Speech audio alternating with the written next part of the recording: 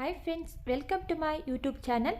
ಇವತ್ತಿನ ವಿಡಿಯೋದಲ್ಲಿ ಅಕ್ಕಿನ ನೆನೆಸ್ದೆ ಬೆಳಗಿನ ಬ್ರೇಕ್ಫಾಸ್ಟ್ಗೆ ಕೇವಲ 10 ನಿಮಿಷದಲ್ಲಿ ಪಟಾಪಟ್ ಅಂತ ಮಾಡ್ಕೋಬೋದಂತಾದ ದೋಸೆ ರೆಸಿಪಿನ ಶೇರ್ ಮಾಡ್ತಾ ಇದ್ದೀನಿ.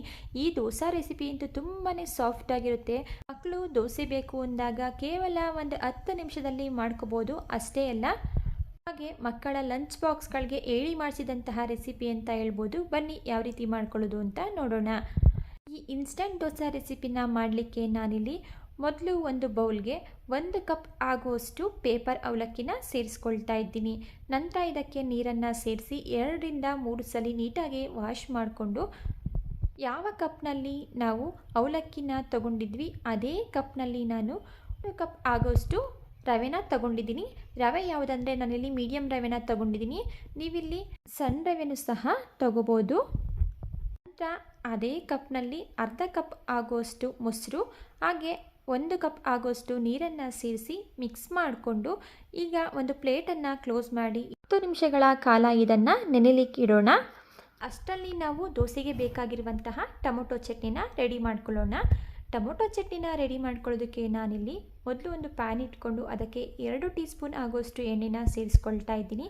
ನಂತರ ಇದಕ್ಕೆ 1 ಟೀ ಸ್ಪೂನ್ ಆಗುವಷ್ಟು ಉದ್ದಿನಬೇಳೆ, 1 ಟೀ ಸ್ಪೂನ್ ಆಗುವಷ್ಟು ಕಡಲೆಬೇಳೆ ಎರಡನ್ನು ಸೇರಿಸಿ ಉದ್ದಿನಬೇಳೆ ಹಾಗೂ ಕಡಲೆಬೇಳೆ ಕೆಂಪಗಾಗೋವರೆಗೂ ಇದನ್ನು ಫ್ರೈ ಮಾಡ್ಕೊಳ್ತಾ ಇದ್ದೀನಿ. ಲೋ ಫ್ಲೇಮಲ್ಲಿಯೇ ಇಟ್ಟು ಇದನ್ನು ಫ್ರೈ ಮಾಡ್ಕೋಬೇಕಾಗುತ್ತೆ. ಉದ್ದಿನಬೇಳೆ ಹಾಗೂ ಕಡಲೆಬೇಳೆ ಕಲರ್ ಚೇಂಜ್ ಆಗಿದ ನಂತರ ಇದಕ್ಕೆ ಅರ್ಧ ಇಂಚಷ್ಟು ಶುಂಠಿ, 5 ಎಸಳಷ್ಟು ಬೆಳ್ಳುಳ್ಳಿ, 2 ಬ್ಯಾಡಗೆ ಮೆಣಸಿನ್ಕಾಯಿ, ಖಾರಕ್ಕೆ 1 ಗುಂಟೂರು ಮೆಣಸಿನ್ಕಾಯಿ, ಸ್ವಲ್ಪ ಕರಿಬೇವಿನ ಸೊಪ್ಪು ಇಷ್ಟನ್ನು ಸೇರಿಸಿ ಶುಂಠಿಲಿರುವಂತಹ ಹಸಿ ಸ್ಮೆಲ್ಲೆಲ್ಲ ಹೋಗೋವರೆಗೂ ಎಣ್ಣೆಯಲ್ಲಿ 1-2 ನಿಮಿಷ ಲೋ ಫ್ಲೇಮಲ್ಲಿಯೇ ಚೆನ್ನಾಗಿ ಇದನ್ನು ಫ್ರೈ ಮಾಡ್ಕೊಳ್ಳೋಣ. ನಂತರ ಇದಕ್ಕೆ ಕಟ್ ಮಾಡಿ ಇಟ್ಕೊಂಡಿರುವಂತಹ 2 ಮೀಡಿಯಮ್ ಸೈಜ್ ಟೊಮೊಟೊನ ಸೇರಿಸ್ಕೊಂಡು ಇದ್ರ ಜೊತೆಗೆ ರುಚಿಗೆ ತಕ್ಕಷ್ಟು ಉಪ್ಪು ಹಾಗೆ ಸಣ್ಣ ಪೀಸಷ್ಟು ಹುಣಸೆಹಣ್ಣನ್ನು ನಾನಿಲ್ಲಿ ಸೇರಿಸ್ಕೊಳ್ತಾ ಇದ್ದೀನಿ.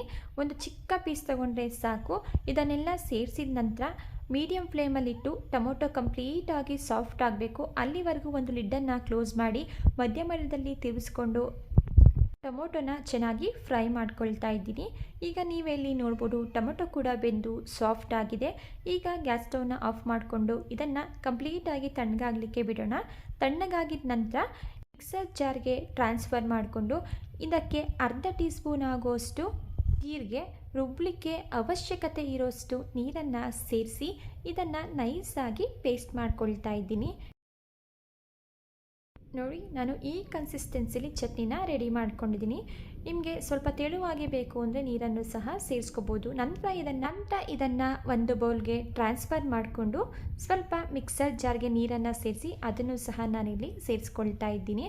ಈಗ ರೆಡಿಯಾಗಿರುವಂತಹ ಚಟ್ನಿಗೆ ನಾನಿಲ್ಲಿ ಒಗ್ಗರಣೆನ ಮಾಡಿ ಸೇರಿಸ್ಕೊಂಡು ಮಿಕ್ಸ್ ಮಾಡಿಕೊಂಡ್ರೆ ಸಖತ್ ಟೇಸ್ಟಿ ಆ್ಯಂಡ್ ಸಿಂಪಲ್ ಆಗಿರುವಂತಹ ಟೊಮೊಟೊ ಚಟ್ನಿ ರೆಡಿ ಆಯಿತು. ದೋಸೆ, ಚಪಾತಿ, ಪೂರಿ ಎಲ್ಲದಕ್ಕೂ ಸೂಪರ್ ಆಗಿರುತ್ತೆ. ಒಂದ್ಸಲ ಈ ಟೊಮೊಟೊ ಚಟ್ನಿನ ಟ್ರೈ ಮಾಡಿ.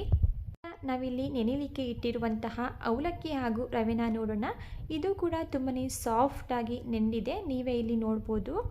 ಈಗ ಇದನ್ನು ನಾನಿಲ್ಲಿ ಒಂದು ಮಿಕ್ಸರ್ ಜಾರ್ಗೆ ಟ್ರಾನ್ಸ್ಫರ್ ಮಾಡ್ಕೊಳ್ತಾ ಇದ್ದೀನಿ. ಟ್ರಾನ್ಸ್ಫರ್ ಮಾಡ್ಕೊಂಡಿದ ನಂತರ ಇದನ್ನು ರುಬ್ಲಿಕ್ಕೆ ಅವಶ್ಯಕತೆ ಇರೋಷ್ಟು ನೀರನ್ನು ಸೇರಿಸಿ ನಾವು ನಾರ್ಮಲ್ ದೋಸೆನ ಮಾಡಲಿಕ್ಕೆ ಯಾವ ರೀತಿ ಹಿಟ್ಟನ್ನು ನೈಸಾಗಿ ಗ್ರೈಂಡ್ ಮಾಡ್ಕೊಳ್ತೀವಿ ಅದೇ ರೀತಿ ನಾನಿಲ್ಲಿ ನೈಸಾಗಿ ದೋಸೆ ಹಿಟ್ಟನ್ನು ಗ್ರೈಂಡ್ ಮಾಡ್ಕೊಳ್ತಾ ಇದ್ದೀನಿ. ಗ್ರೈಂಡ್ ಮಾಡಿ ಇಟ್ಕೊಂಡಿರುವಂತಹ ದೋಸೆ ಬ್ಯಾಟರ್ನ ನಾನಿಲ್ಲಿ ಒಂದು ಮಿಕ್ಸಿಂಗ್ ಬೌಲ್ಗೆ ಟ್ರಾನ್ಸ್ಫರ್ ಮಾಡ್ಕೊಳ್ತಾ ಇದ್ದೀನಿ. ನಂತರ ಇದಕ್ಕೆ ರುಚಿಗೆ ತಕ್ಕಷ್ಟು ಉಪ್ಪು, ಅರ್ಧ ಟೀ ಸ್ಪೂನ್ ಅಷ್ಟು ಬೇಕಿಂಗ್ ಸೋಡಾ ಹಾಗೆ 1 ಟೀ ಸ್ಪೂನ್ ಅಷ್ಟು ನಿಂಬೆಹಣ್ಣಿನ ರಸನ ಸೇರಿಸಿ ಮಿಕ್ಸ್ ಮಾಡ್ಕೊಳ್ತಾ ಇದ್ದೀನಿ. ನಿಮ್ಮಲ್ಲಿ ಬೇಕಿಂಗ್ ಸೋಡಾ ಇಲ್ಲ ಅಂದರೆ ನಾರ್ಮಲ್ ದೋಸೆಗೆ ಬಳಸುವಂತಹ ಕುಕ್ಕಿಂಗ್ ಸೋಡಾನೇ ಬಳಸ್ಕೋಬೋದು. ಸೋಡಾ ಇಷ್ಟ ಇಲ್ಲ ಅಂದರೂ ಸಹ ಸ್ಕಿಪ್ ಮಾಡ್ಕೋಬೋದು. ಅರೆ ದೋಸೆ ಪಫಿಯಾಗಿ ಬರೋದಿಲ್ಲ. ಈಗ ದೋಸೆನ ಮಾಡಲಿಕ್ಕೆ ದೋಸೆ ಹಿಟ್ಟು ರೆಡಿಯಾಗಿದೆ. ನಾನಿಲ್ಲಿ ತವಾನು ಸಹ ಬಿಸಿಯಾಗಲಿಕ್ಕೆ ಇಟ್ಟಿದ್ದೆ. ಈಗ ತವಾ ಕೂಡ ಬಿಸಿಯಾಗಿದೆ. ನೋಡಿ, ಬಿಸಿಯಾಗಿರುವಂತಹ ತವಾ ಮೇಲೆ ನಾನಿಲ್ಲಿ ದೋಸೆನ ಹಾಕ್ಕೊಳ್ತಾ ಇದ್ದೀನಿ. ನೋಡಿ, ಸೌಟಿಂದ ಈ ರೀತಿ ಜಸ್ಟ್ ಇದನ್ನು ಹಾಕೊಂಡ್ರೆ ಸಾಕು, ಯಾವುದೇ ರೀತಿಯ ಸ್ಪ್ರೆಡ್ ಮಾಡೋ ಅವಶ್ಯಕತೆ ಇಲ್ಲ. ನೀವೇ ಇಲ್ಲಿ ನೋಡ್ಬೋದು ದೋಸೆ ಎಷ್ಟು ಚೆನ್ನಾಗಿ ಬರ್ತಾ ಇದೆ ಅಂತ ಹೇಳಿ. ಅಂತ ಇದಕ್ಕೆ ನಾನಿಲ್ಲಿ ಸ್ವಲ್ಪ ತುಪ್ಪನ ಸೇರಿಸಿ ಒಂದು ಲಿಡ್ಡನ್ನು ಕ್ಲೋಸ್ ಮಾಡಿ ಮೀಡಿಯಮ್ ಫ್ಲೇಮಲ್ಲಿ ಇಟ್ಟು 2 ನಿಮಿಷಗಳ ಕಾಲ ಇದನ್ನು ಚೆನ್ನಾಗಿ ಬೇಯಿಸ್ಕೊಳ್ತಾ ಇದ್ದೀನಿ. ಈಗ 2 ನಿಮಿಷ ಆಗಿದೆ. ದೋಸೆ ಕೂಡ ಚೆನ್ನಾಗಿ ಬೆಂದಿದೆ, ನೀವಿಲ್ಲಿ ನೋಡ್ತಾ ಇರ್ಬೋದು. ಈಗ ಇದನ್ನು ಟರ್ನ್ ಮಾಡಿ ಇನ್ನೊಂದು ಕಡೆಯೂ ಸಹ ನೀವು ಬೇಯಿಸ್ಕೋಬೋದು, ಇಲ್ಲಾಂದರೆ ಹಾಗೇನೂ ಸಹ ಸರ್ವ್ ಮಾಡ್ಕೋಬೋದು. ನೋಡಿ ಎಷ್ಟು ಸ್ಪಾಂಜಿಯಾಗಿ ಹಾಗೆ ಸಾಫ್ಟಾಗಿ ದೋಸೆ ಅನ್ನೋದು ಬಂದಿದೆ. ಕಲರ್ ಕೂಡ ನೀವಿಲ್ಲಿ ನೋಡ್ಬೋದು. ಈಗ ರೆಡಿಯಾಗಿರುವಂತಹ ದೋಸೆನ ನಾನಿಲ್ಲಿ ಒಂದು ಸರ್ವಿಂಗ್ ಪ್ಲೇಟ್ಗೆ ಸೇರಿಸ್ಕೊಳ್ತಾ ಇದ್ದೀನಿ. ನೆಕ್ಸ್ಟ್ ನಾನಿಲ್ಲಿ ಅದೇ ರೀತಿ ಇನ್ನೊಂದು ದೋಸೆನೂ ಸಹ ಹಾಕ್ಕೊಳ್ತಾ ಇದ್ದೀನಿ. ಬೆಳಗಿನ ಗಡಿಬಿಡಿಲಿ ಪಟಾಪಟ ಅಂತ ಹೇಳಿ ಈ ದೋಸೆನ ರೆಡಿ ಮಾಡ್ಕೋಬೋದು.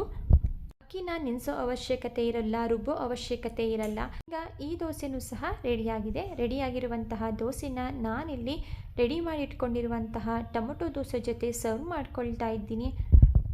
ಯಾವುದೇ ರೀತಿಯ ಕಾಂಪ್ರಮೈಸ್ ಇರೋದಿಲ್ಲ, ಅಷ್ಟು ಸೂಪರಾಗಿರುತ್ತೆ. ಒಂದ್ಸಲ ನೀವೇನಾದರೂ ಈ ದೋಸೆನ ಟ್ರೈ ಮಾಡಿದ್ರೆ ಪದೇ ಪದೇ ಮಾಡ್ತಾನೆ ಇರ್ತೀರಾ, ಅಷ್ಟು ಸೂಪರಾಗಿರುತ್ತೆ. ಓಕೆ ಫ್ರೆಂಡ್ಸ್, ಇವತ್ತಿನ ಇನ್ಸ್ಟೆಂಟ್ ದೋಸೆ ಹಾಗೂ ಚಟ್ನಿ ರೆಸಿಪಿ ನಿಮಗೆ ಇಷ್ಟ ಆಗಿದೆ ಅಂತ ಭಾವಿಸ್ತಾ ಇದ್ದೀನಿ. ಇಷ್ಟ ಆಗಿದ್ದರೆ ದಯವಿಟ್ಟು ಚಾನಲ್ನ ಸಬ್ಸ್ಕ್ರೈಬ್ ಮಾಡಿಕೊಂಡು ವಿಡಿಯೋಗೆ ಲೈಕ್ ಮಾಡೋದನ್ನು ಮರಿಬೇಡಿ. Thank you for watching.